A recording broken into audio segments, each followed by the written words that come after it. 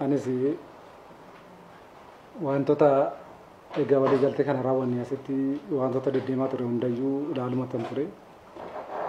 Keessatti wantoota sooshaal miidiyaa kanarra deddeemaa ture namoonni baay'een akkaataa garaagaraatiin kan yaada laachaa turanii addatti sanyiin harka kennate moo mootummaa waliin agreementii yookaan immoo walii galteedhaan gara biyyaa seenanii waraanni bilisummaa Oromoo zoonii giddu galaa waraan harka kennate moo waraan walii galteen galee kan callaa miti kanaan sooshaal miidiyaa gubbaarratti waan baay'ee argu waraanni bilisummaa Oromoo zoonii giddu galaa jiru durayyuu waraanan turre mootummaatu ijaaree lafa kana turanii kanneen jedhan hedduutu ture kanneen kana gubbaarratti egaa naga tokko haasa'e booda gara walii galtee sunitti deemaa jechuudha.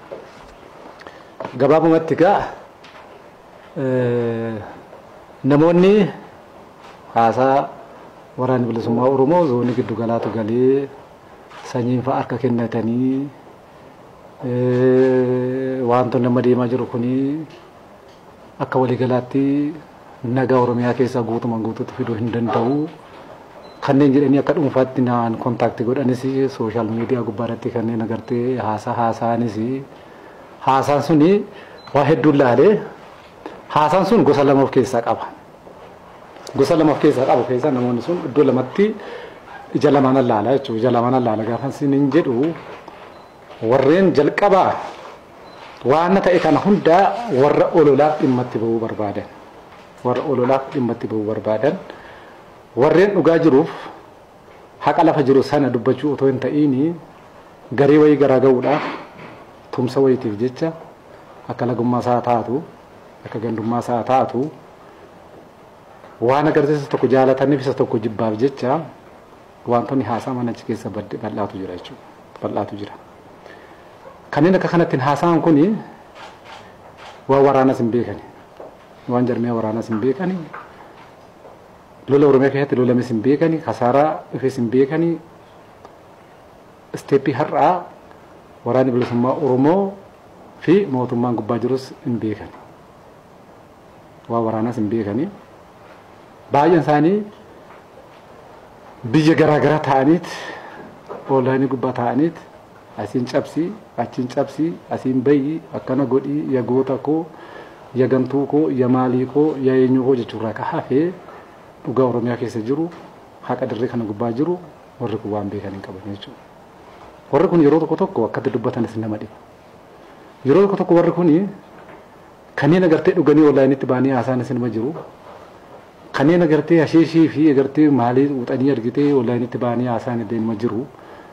Amma sila teknooloojiin tolee yuutuubiin garaagaraa waan garaagaraa tole akkaataa itti namni sagalee wal dhageessisu. Kanneen immoo qaba'anii innaa agartee qaba'anii mirqaan itti toles kanneen haasaa deemaa jiru. Kanneen akkanaatiif deebiin laannaa yoo jenne deebii laachuun nama rakkisaa akkatti deebii laatanis hin qabani jechuudha. Deebii laachuunis hin danda'amu akkatti deebii laatanis hin qabani. Gabaabumatti waraana bilisummaa Oromoo zoonii giddu galaa loleen beeku hin lollee durayyuu mootummaatti ijaaree durayyuu akkana ta'ee jedhanii olaanii gubbaatti na barreessanaan arga. As gaddeebi'anii immoo warrumti kun jechuudha. As gaddeebi'anii warrumti kun immoo meeshaa dhiigaa fi lafee jaallaniin dhufee fuutanii hin galiinaa yeroo isaan jedhan illee nan arga. Egaa namni lollee namni lafeen cabsine sila gama tokkoon hin lollee guyyaa tokkotti qawwee dhukaaftan rasaasa dhukaaftan hin beektan erga ta'ee dhiigni dhangala'ee kamii lafeen cabe kamii meeshaan hidhanne sun immoo eenyutu nutti yoo mootummaan nutti dheeraate mootummaanis kana akkaataa itti isaan mootummaan nutti dheesana dubbachuu ofii meeshaa sana nuu kenna yoo taate immoo meeshaa nutti kennine sana fuutanii nu alaan galiina lafa nuu kaa gala'aa jedhanii otoo dubbatanillee bareeda ture. Garuu waraanni bilisummaa Oromoo zoonii giddu galaa lolarra ture moo lolarra hin turre kan jedhu suni uummata Oromoo nu keessa sochoonee fi mootummaan nuti itti wal lolaa turretu beeka jechuudha. Dhugaan jiru kana jechuudha. Yeroo tokko tokko waan lolaa nama lolaatu beeka. Waan waraanaa nama waraanaatu beeka. Nama hunda dirqama ogummaa kee malee waan kana beekii barii jechuu hin dandeessu barii zootiitti baruu hin danda'u. dirreen itti lolli gaggeeffamaa jiruu fi akkaataa itti lolli gaggeeffamaa jiru dirree kamii dirree Oromiyaati. Dirree kana keessatti wareegama namni kaffaluu hin dandeenye ka kaffalu uummata keenya baadiyyaati. Uummata baadiyyaa gaafa sin jedhu kan hin baranne. Uummata baadiyyaa kan jedhu yoo du'es yoo maal ta'es ka sagaleensa bakka tokkotti baay'ee gadi hin dhaga'amne. Addunyaanis quban qabu kan mootummaanis quban qabne. Keessatti uummata remote area gubbaa jirantu wareegama namni kaffaluutti ture jechuudha. Egaa ija waraanaati yoo laalle waraana kamiyyuu keessatti waraanni tokko innaa gaggeeffamu walmoo callaadhaan rakkoo sana furuu otoo hin ta'in jiruu wal waraansi suni gara furamuutti hin deemne yookaan wal waraansi sun gara xumuraatti deemuu dadhabe yoo dadhabe kan uummata akka malee miidhu yoo taate inuma dhaabbattee uummaticha laalta jechuudha. Wal waraansi amma nu waraana bilisummaa Oromoo mootummaa fi waraana bilisummaa Oromoo gidduutti buufamaa jiru kuni akkaataa inni ittiin xumuramu sun kun baay'ee nama yaaddessu. Mootummaanis waraanicha balleessuu hin dandeenye. Riphee lolaanii mootummaa lolu sunis humna godhatee cabsee mootummaa kuffisee sirna jijjiira jedhu sana jijjiiruu hin dandeenye. Gidduu kana keessatti garuu wareegama dhalli namaa kaffale kan addunyaa kana gubbaarratti taate ta'een beekne ka kaffalaa jiru uummata Oromooti jechuudha. Lolli kun akkaataa kanaatiin kan itti fufu yoo ta'e waggaa 4 waggaa 5 keessatti Oromoon maal taatii ka jedhu sun nama waraana beekutu dubbachuu danda'a. Nama waraana beekutu dubbachuu danda'a jechuudha.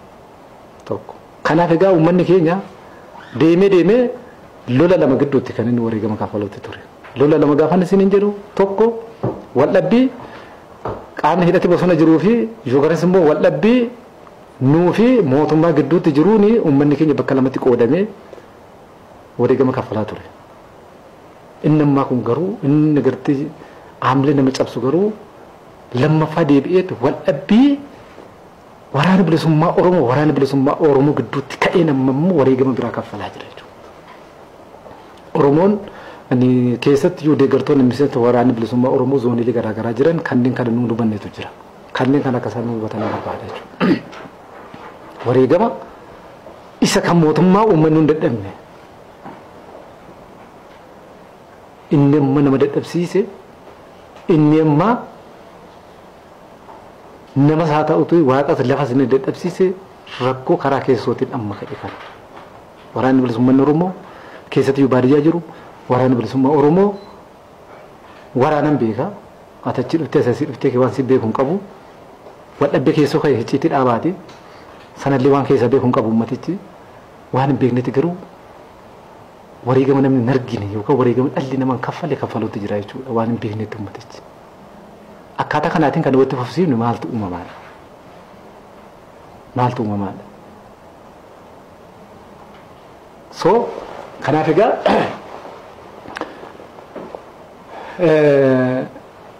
ummaticha irratti taatee ta'e ummaticha irratti badii dalagamaa jiru ammayyuu jechuudha waan dalagamaa jiru qaamni barbaadu yoo jiraate gara baadiyyaa sana seenee miidiyaa otoo hin ta'in akka ammatiin kanatti teenyee otoo hin ta'in qabatama dirreetti gadi bahee ummaticha gaafatee dhugaa haqa ummaticha keessa jiruu fi rakkoo ummaticha sana qulqulleeffachuun ni danda'a jechuudha abbaan sun. Keeyyattoonni argiteen irratti walii galle sun keeyyattoota baay'ee gara 13 yoo qabaatan illee irra guddaa mataan guddaansa kan irratti walii galle keessa inni tokko dhimma nageenyaati.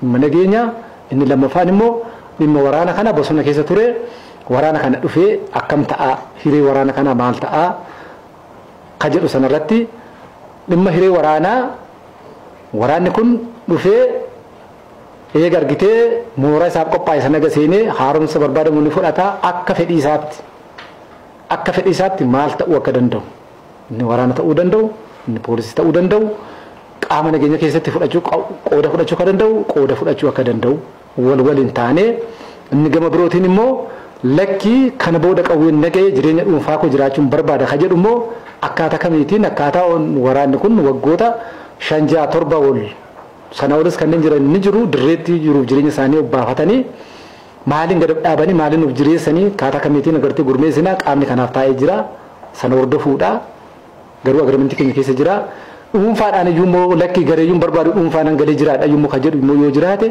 akkaataa kamiitiin maaliin galee jireenya isaa gadi dhaabaa ka jedhu sana waan mari'annee lafa keenya amma kana saamaa jiru ijoollee fuudhanii achi naqanii biddatti naqanii ficcisiisuu fi hidhaa waggaa meeqaafaatitti murtaa'uudhaaf deema kana akka waliigaltee keenyaatti egaa taateen armaan dura ta'e hundumtiyyuu badii san hordofsiisu kan jedhu irratti waliigallee jira jechuudha. Daawwannaa egaa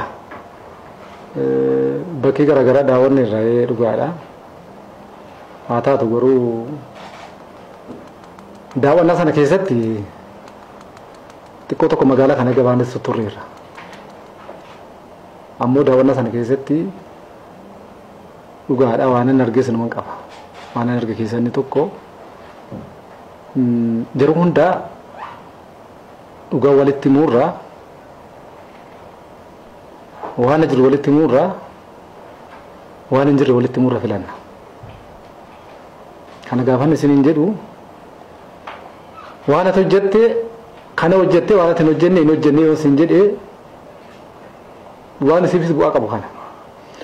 Waan ati hin hojjenne hin hojjenne yoo isin jedhee waan ati hojjettes hin hojjenne yoo isin jedhee yookaan immoo waan ati hin hojjenne tokko hojjetteetta jedhee kanan si fuudhus yoo taate waan ati hojjettes immoo hin hojjenne jedhee kan gadi si buusus yoo taate suni aadaa dhala namaa keessa hin jiru. Xiqqoo tokko argitee nuuf waan agartee baay'ee haaraadha.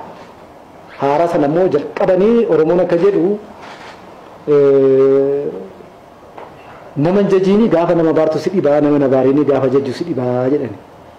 Jalqabee jajuuttis hin ariifadhu arrabsoottis hin ariifannu isteeppi nu bannaa egaa hubannin booda guyyaa biraa mariisa bal'isee keessa gadi seenee waan hin dinqisiifadhees waan maal ta'es siif kennaa marii bal'aasaa yeruma biraatti natti deebita gaazexeessa.